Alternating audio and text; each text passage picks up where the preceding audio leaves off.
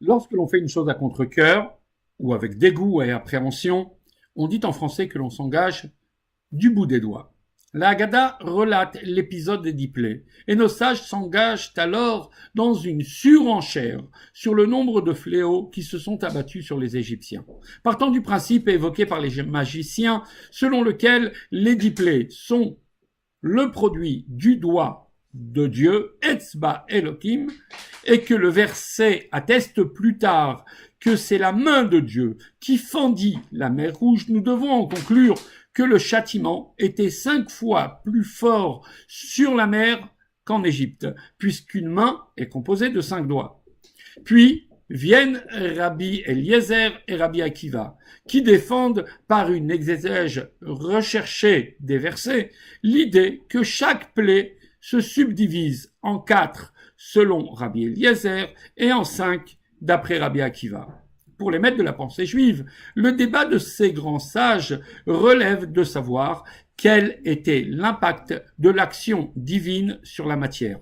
Pour Rabbi Eliezer, Hachem touche toutes les couches de l'existence et le miracle vient alors investir les 4 éléments fondamentaux, la terre, l'eau, l'air et le feu. Rabbi Akiva pense que pour procéder de ces prodiges, Hachem engagea toutes les dimensions de la création, à commencer par l'origine de toutes, le 5e élément.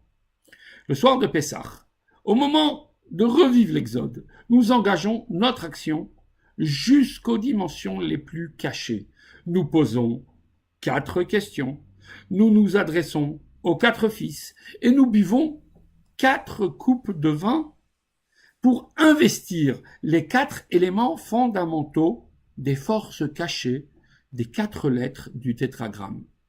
Pourtant, pour atteindre la véritable liberté, la Géoula, il faudra viser plus haut et puiser dans les forces les plus profondes, celles de l'essence et du 5e élément. La Torah se lit aussi dans les 4 niveaux du Pardès. Pshat, le sens simple, Remez, l'allusion, Drash, l'homélie, et le Sod, le secret. Puis viennent les enseignements du Baal Shem Tov, précurseurs de ceux du Mashiach, qui font appel à la 5e dimension de la Torah, annoncée par le 5e vers, celui de la rédemption messianique.